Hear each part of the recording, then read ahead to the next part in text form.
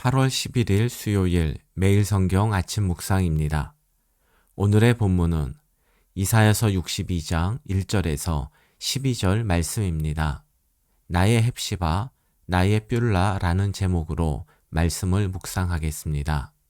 첫 번째 단락의 제목은 시온을 향한 하나님의 열심입니다. 1절입니다. 나는 시온의 의가 빛같이 예루살렘의 구원이 횃불같이 나타나도록 시온을 위하여 잠잠하지 아니하며 예루살렘을 위하여 쉬지 아니할 것인즉 하나님은 이스라엘의 구원을 위해서 잠잠하지 않고 쉬지 않는 분입니다. 잠잠하지 않다는 말해야 할 때 말하고 행동해야 할 때 행동한다란 뜻입니다. 이것은 메시아로 이 땅에 오신 예수님의 모습이었습니다. 예수님은 우리의 구원을 위해서 반대와 핍박 앞에서도 말씀을 전해야 할 때 말씀하시고 십자가 죽음 앞에서도 목숨을 아끼지 않으셨습니다. 그런데 하나님이 잠잠하지 않고 쉬지 않은 것은 이스라엘의 구원만을 위해서가 아닙니다. 하나님은 이스라엘의 의가 밝히 드러나는 것을 위해서도 잠잠하지 않으며 쉬지 않고 일하셨습니다. 여기서 의는 사법적 정의를 뜻하는 미슈파트가 아니라 보통 공의로 번역되는 체다카인데 체다카는 사회적 약자들이 차별받지 않고 그들에게 자비를 베푸는 회복적 정의를 뜻합니다. 그렇기 때문에 우리는 다른 사람의 구원을 위해서 기도하며 필요한 행동을 취하는 것과 함께 사회적 차별을 극복하고 어려운 이웃에게 하나님의 자비와 은혜를 전하는 데에도 잠잠하지 말고 쉬지 말아야 합니다. 2절과 3절입니다. 이방 나라들이 내 공의를 뭇 왕이 다 내 영광을 볼 것이요 너는 여호와의 입으로 정하실 새 이름으로 일컬음이 될 것이며 너는 또 여호와의 손에 아름다운 관 내 하나님의 손에 왕관이 될 것이라. 2절부터 5절은 이스라엘의 의와 구원을 위해 하나님이 쉬지 않고 일하신 결과입니다. 이름이 바뀐다란 것은 본질의 변화, 삶의 극적인 변화를 뜻합니다. 즉 하나님이 일하신 결과 이방 나라와 모든 왕들은 이스라엘을 통해 하나님의 공의와 영광을 목격하게 될 것입니다. 그리고 이스라엘은 하나님의 손에 들린 매우 존귀한 존재로 바뀌게 될 것입니다. 4절입니다. 다시는 너를 버림받은 자라 부르지 아니하며 다시는 내 땅을 황무지라 부르지 아니하고 오직 너를 헵시바라 하며 내 땅을 뷸라라 하리니 이는 여호와께서 너를 기뻐하실 것이며 내 땅이 결혼한 것처럼 될 것임이라. 이방 나라는 하나님의 심판을 받아 나라를 잃고 포로 생활하는 이스라엘을 하나님께 버림받은 백성이라고 그리고 그 땅을 황무지라고 불렀습니다. 이사야서 49장 14절을 보면 이스라엘 역시 자신들을 하나님께 버림받은 존재로 여겼습니다. 그러나 이스라엘을 위해 하나님이 쉬지 않고 일하신 결과 그들은 더 이상 버림받은 자와 황무지라 불리지 않을 것입니다. 그들은 헵시바와 뷸라라는 새 이름으로 불릴 것인데 헵시바는 나의 기쁨이 그에게 있다. 뷸라는 결혼한 여자란 뜻입니다. 이것은 이스라엘이 하나님의 신부가 되어 완전한 회복과 영광을 누리게 될 것이란 의미입니다. 5절을 보면 내 아들들이 너를 취하겠고 라는 표현이 나옵니다. 여기서 취하다는 결혼하다란 뜻입니다. 이렇게 보면 아들들이 어머니와 결혼한다란 의미가 되어서 윤리적 문제가 생깁니다. 이에 대해서는 두 가지 입장이 있습니다. 하나는 이스라엘 자손들이 회복된 시온, 즉 예루살렘에 거주한다란 뜻으로 봅니다. 다른 하나는 내 아들들로 번역된 히브리어가 너를 지은 자로도 번역이 되기 때문에 이것을 아들과의 결혼이 아니라 4절과 연계해서 이스라엘을 지으신 하나님과 이스라엘의 결혼이라고 봅니다. 새번역 성경은 너의 아들들이라고 번역하고 각주에 너를 지으신 분께서 라고 번역할 수 있다고 밝혔습니다. 그리고 공동 번역 성경은 너를 지으신 이가 너를 아내로 맞이하신다 이렇게 번역을 했습니다.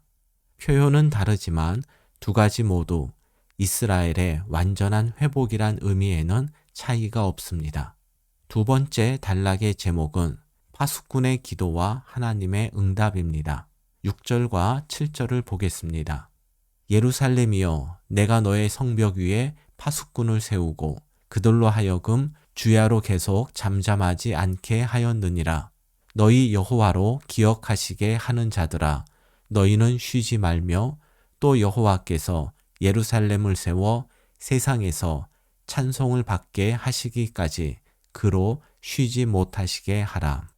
파수꾼의 일반적 임무는 외적의 침입 여부를 살피고 이것을 성한 백성들에게 알리는 것입니다. 그런데 본문에 나오는 파수꾼의 임무는 백성을 위한 하나님의 구원이 속히 임하도록 기도하는 것입니다. 선지자는 파수꾼을 여호와로 기억하시게 하는 자라 부르면서 하나님이 구원 약속을 잊지 않도록 계속 알려드리고 구원 약속을 이루실 때까지 쉬지 못하게 하라고 말합니다. 사실 하나님은 약속을 잊으시는 분이 아니고 1절 말씀처럼 이스라엘의 구원을 위해서 쉬지 않고 일하시는 분입니다. 그런데 왜 선지자는 따로 파수꾼을 세워서 하나님이 하신 약속을 기억나도록 아뢰고 구원 약속을 이룰 때까지 하나님이 쉬지 않도록 기도하라고 했을까요? 이것은 하나님 약속에 대한 불신이 아니라 확신에 찬 행동입니다. 하나님의 구원 약속을 믿고 또 하나님이 이루실 구원과 해방에 대한 기대감이 있기 때문에 속히 하나님께서 이스라엘의 역사에 개입하시도록 촉구하는 것입니다. 8절과 9절에서 하나님은 하나님의 약속 실현을 믿고 기도하는 파수꾼의 기도에 곡식을 원수들에게 빼앗기지 않고 하나님께 감사 제사를 드리며 풍성한 수확의 기쁨을 누리게 될 것이라고 응답해 주십니다. 이와 같이 구원의 역사는 하나님이 이루시고 구원을 위한 기도는 우리의 몫입니다. 오늘도 하나님은 하나님의 역사를 이루어 가실 것입니다. 우리도 가정과 교회와 이 나라의 파수꾼으로서 하나님이 행하실 역사를 위해 기도하는 역할에 최선을 다합시다. 세 번째 단락의 제목은 길을 닦고 보수하라입니다. 10절입니다. 성문으로 나아가라 나아가라. 백성이 올 길을 닦으라. 큰 길을 수축하고 수축하라. 돌을 제하라. 만민을 위하여 기치를 들라. 당시 이스라엘 백성들에게 있어서 구원은 바벨론으로부터의 해방과 본국 귀환입니다. 이를 위해서 기도했다면 기도 후에는 하나님께서 응답하실 것을 믿고 이스라엘이 돌아올 길을 닫고 보수해야 합니다. 참된 기도는 기도할 때에는 전적으로 하나님만을 의지하며 기도하고 기도 후에는 기도한 내용의 성취를 위해서 기도자가 할 수 있는 일에 최선을 다하는 것입니다. 바벨론의 억압에서 벗어나는 것이 포로 시대 이스라엘이 생각한 구원이라면 모든 시대, 모든 사람에게 해당하는 하나님의 구원은 죄로부터의 해방입니다. 이러한 본질적 의미의 구원은 예수님이 이루셨고 마지막 때까지 이루어 가실 것입니다. 우리는 이를 위해 열심히 기도하되 기도 후에는 많은 사람들이 주님께 나아갈 수 있는 길을 만들어야 합니다. 나의 언행과 성품과 살아가는 모습이 한 영혼을 주님께로 인도할 수 있는 길인지 아니면 하나님께 나아가는 길을 방해하는 걸림돌인지를 생각하며 영육간 우리의 잘못된 모습을 고치고 제거하는데 노력을 아끼지 맙시다. 11절과 12절입니다. 여호와께서 땅끝까지 선포하시되 너희는 딸 시온에게 이르라. 보라, 내 구원이 이르렀느니라. 보라, 상급이 그에게 있고 보응이 그 앞에 있느니라 하셨느니라. 사람들이 너를 일컬어 거룩한 백성이라 여호와께서 구속하신 자라 하겠고 또 너를 일컬어 찾은 바 된 자요 버림받지 아니한 성읍이라 하리라. 하나님은 너의 구원이 이르렀다고 선포하시며 백성들을 시온으로 인도하실 것입니다. 이를 본 사람들은 구원받은 백성을 자신들과는 구별된 거룩한 백성, 여호와께서 구속하신 자, 버림받지 않은 성읍이라고 부를 것입니다. 이 호칭은 우리의 호칭이기도 합니다.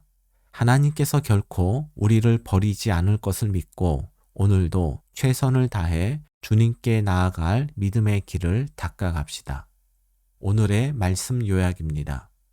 구원과 공의를 위해 쉬지 않으시는 하나님처럼 우리들도 하나님의 구원과 공의를 위해서 잠잠하지 말고 쉬지 맙시다. 구원의 역사는 하나님이 이루시고 구원을 위한 기도는 우리의 몫입니다. 오늘도 한 영혼을 위한 중보 기도를 포기하지 맙시다. 영혼 구원을 위한 중보 기도는 기도에서 끝나지 않고 그들이 하나님께 나아갈 믿음의 길을 준비하는 것까지 포함합니다. 오늘의 한 줄 기도입니다. 세상에서 버림받고 황무지 같은 저희를 헵시바와 뷸라로 불러주신 은혜에 감사하며 주님의 순결한 신부로 살아가게 하소서.